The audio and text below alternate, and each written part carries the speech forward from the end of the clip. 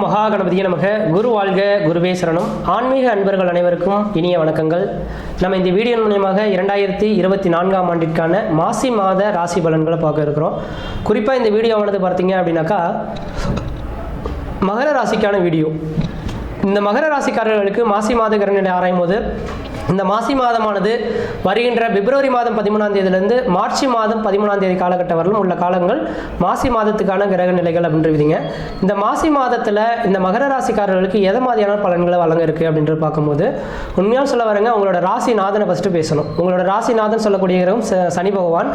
இது நாள் வரணும் பார்த்தீங்கன்னாக்கா உங்கள் ராசியிலே உட்காந்து பல்வேறுபட்ட பிரச்சனைகளை கொடுத்திருந்தாருன்றீங்க. கடந்த ஒரு 3 வருட காலத்தை வாழ்க்கையில் எண்ணி பாருங்கள்.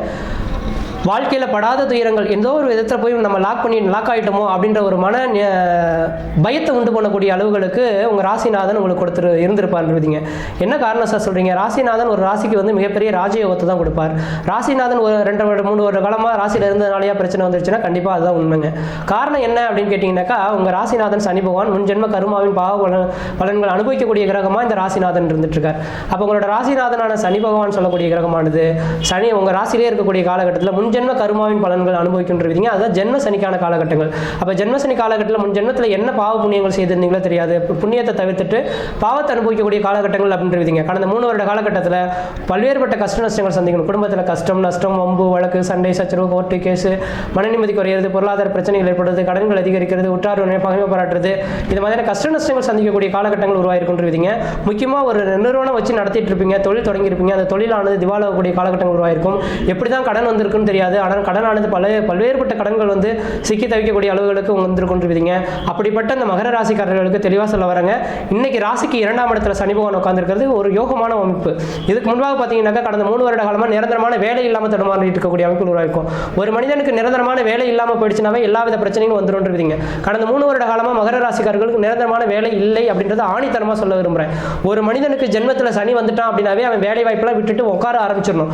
உட்காந்துட்டா அந்த கிரகம் விட்டுடும். ஓடி ஆடி உழைக்க போறீங்கன்னா அது மிகப்பெரிய உங்களுக்கு தடைகள் ஏற்பட்டு அது பிரச்சனைகளை கொடுக்கக்கூடிய அளவுகளை கொண்டு வந்துருக்கின்றீங்க. அப்படிப்பட்ட நபர்களுக்கு கடந்த 3 வருட காலமாக வேலை இல்லாமல் சிக்கி தவிக்கிற நபர்களுக்கு இந்த மாத காலகட்டத்தில் உங்களுக்குன்ற ஒரு நிரந்தரமான உத்தியோகம் என்ன, உங்களோட தேவைகளை பூர்த்தி செய்யக்கூடிய அளவுகளுக்கு ஒரு வழிகாட்டக்கூடிய ஒரு மாதமாக இந்த மாதம் இருந்துட்டு கொண்டிருக்கீங்க. இதுக்கு செய்யறதுக்கு இந்த கடந்த 3 வருட காலமாக ஒரு பிரச்சனைகளுக்கு தீர்வு இதுதான் அப்படின்றது தெரியாமல் தடுமாற நபர்களுக்கு இந்த தீர்வு கிடைக்கிறதுக்கான மாதமாக இந்த மாதம் இருந்துட்டு கொண்டிருக்கீங்க. அப்போ ராசிக்கு 2ஆம் இடத்துல பார்த்தீங்க அப்படின்னாக்கா சனியும் சூரியனும் சேர்ந்து இருக்கக்கூடிய காலகட்டத்தில் திடீர் அதிர்ஷ்டங்கள், திடீர் பணவரவுகள் ஏற்படுன்றீங்க. 2 8ஆம் அதிபதிகள் கண்டிப்பாக திடீர் அதிர்ஷ்டத்தையும் திடீர் பணவரவுகளையும் ஏற்படக்கூடிய அமைப்புகளாக இருக்குன்றீங்க. முக்கியமாக சொல்ல வரங்க, இந்த மாத காலகட்டத்தில் சனி சூரியனை தொட்டால் அது அரண்மனை யோகம் அப்படின்றீங்க. இந்த விதிகள் உங்க ராசிக்கு 2ஆம் இடத்துல இந்த சனி பகவான் வந்துட்டு இருக்கார். 2ஆம் இடத்துல சூரிய பகவான் இருக்கார். அப்ப சனி பகவான் சூரியனை தொடும் காலகட்டத்தில் ராஜ யோக வாழ்க்கையை நீங்க அனுபவிக்கின்றீங்க. அது குறிப்பா ஒரு 10 நாட்கள் மட்டும் இருக்குன்றீங்க.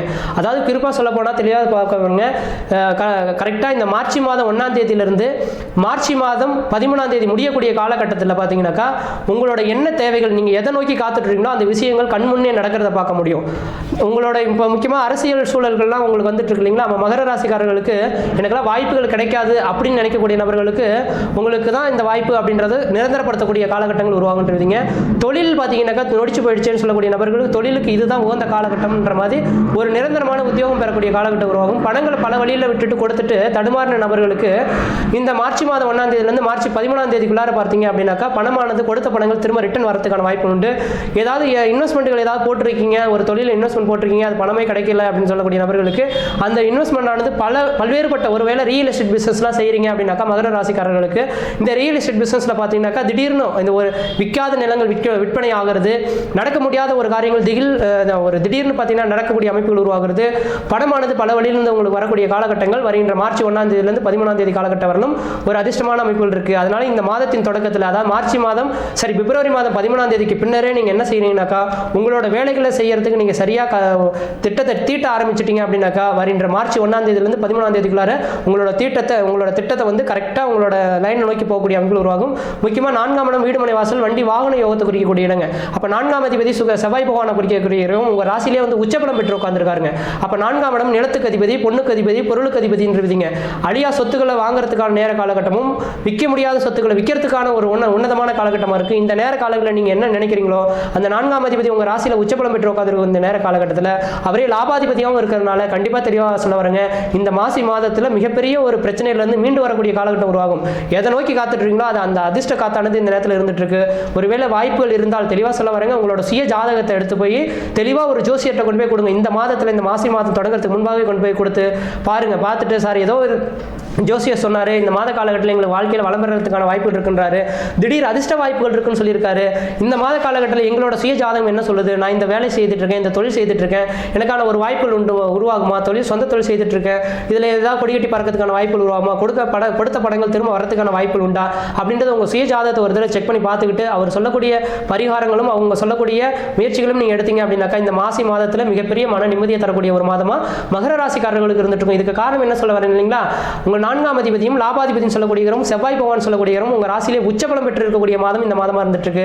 அப்ப 5ஆம் அதிபதி 9ஆம் அதிபதி ஒன்று சேர்ந்து உங்க ராசியில உட்கார்ந்திருக்காரு. 5ஆம் அதிபதி சொல்லக்கூடிய சுக்கிர பகவானும் 9ஆம் அதிபதி சொல்லக்கூடிய புதன் பகவானும் உட்கார்ந்திருக்கிறது மட்டும் இல்லாம உச்சம் பெற்ற ஒரு கிரகம் உங்க ராசியில இருக்கக்கூடிய காலகட்டத்தில் நீங்க எது செய்தாலும் தொட்டதெல்லாம் தொடங்கக்கூடிய காலகட்டமாகவும் எடுத்ததெல்லாம் சாதனை பண்ணக்கூடிய காலகட்டமாக இருந்துட்டு இருக்கு. உண்மையான சொல்ல வரேங்க, கடந்த 3 வருஷ காலமாகவே என்னோட வீடியோஸ் நீங்க தொடர்ச்சியா பார்த்துட்டு இருந்தீங்க அப்படின்னாக்கா உங்களுக்கு வளர்ச்சிகள் கிடையாது. மிக கவனமா இருக்கணும், எச்சரிக்கையா இருக்கணும், இது செய்யாதீங்க, அது செய்யாதீங்க, வேலை செய்ய வேண்டாம், நீங்கள் விட்டு வைங்கன்னு மட்டும்தான் சொல்லியிருப்பேன். ஆனால் இந்த ஒரு மாத காலகட்டத்தில் மட்டும்தான் உங்களுக்கு நீங்கள் செய்யுங்க, கண்டிப்பாக வெற்றி பெறுவீங்கன்னு சொல்லியிருக்கேன். அப்போ இந்த மாசி மாதத்தில் நீங்கள் எடுக்கக்கூடிய முயற்சிகள் சரியாக இருக்கும். ஆனால் மாசி மாதத்துக்கு பிறகு நலமாக இருக்கும்னு நினச்சிட்டு நீங்கள் செய்யக்கூடாது. சனி பகவான் வந்து பார்த்தீங்கன்னா பாதத்தில் நிற்கிறாருங்க. பாதத்தில் இருக்கும்போது 2.5 வருட காலம் உங்களுக்கு ஏழச்சனி தாக்கங்கள் இருக்குது. யாரையும் நம்பிட முடியாது. அண்ணன் தம்பி மாமன் மச்சன் யாரையும் நம்பிட வேண்டாம். இந்த நேர காலகட்டங்கள் ஏமாற்றத்துக்கான காலகட்டமாக இருந்துட்டு இருக்கு. ஏமாறக்கூடிய நபர்கள் உங்களை யார் உங்களை தேடி வந்தாலும் நீங்கள் போங்கன்னு சொல்லி ஒதுக்கிடுறதா நல்லது பலன்கள் தருவீங்க. பணங்காசுகள் மட்டும் தயவு செய்து யார்ட்டையும் கொடுத்துறாங்க. போட்ட பணத்தை திரும்ப எடுக்கிறதுக்கு 2 வருஷ காலம் ஆயிடும். இந்த ஒரு மாச காலகட்டத்தில் போட்ட பணங்கள் எதாக இருந்தாலும் உங்களை தேடி வரக்கூடிய பணத்தை நீங்கள் அழியா சொத்துக்கள் உங்களுக்கு கடன்களும் பல்வேறு ஏகப்பட்ட கடன்கள் இருக்கும். எப்படி தான் கடன் வந்ததுன்னு தெரியாது. அந்த கடன்களை யோசிக்காம இந்த மாதிரி அடைச்சிட்டிங்கன்னா ஓரளவுக்கு நல்ல பலன்கள் தரும். அதே போல இந்த குருபவனோட பார்வையானது உங்க ராசிக்கு பார்த்தீங்கன்னா 12ஆம் இடத்துக்கு பார்வை இருக்குங்க. 12ஆம் இடமானது அந்நிய தேசம் அந்நிய பயணம் அயல்நாட்டு குறிக்கக்கூடிய அமைப்புகள் இருக்கனால ஒருவேளை வெளிநாடு வெளிமாநில தொடர்பு வரும்னாக்கா வெளிநாட்டு கிளம்புறதுக்கான உன்னதமான காலகட்டமாக இருக்கும்.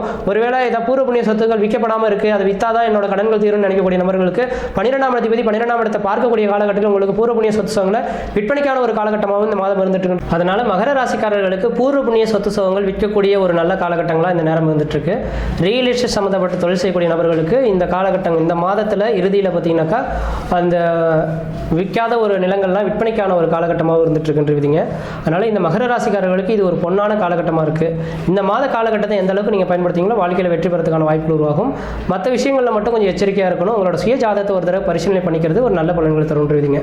மற்ற விதத்தில் இந்த தோஷங்கள் பாதிப்பு கிடையாது. சிறப்பாக இருப்பீங்க, ஆயுள் இருக்குமா இருப்பீங்க. நன்றி, வணக்கம்.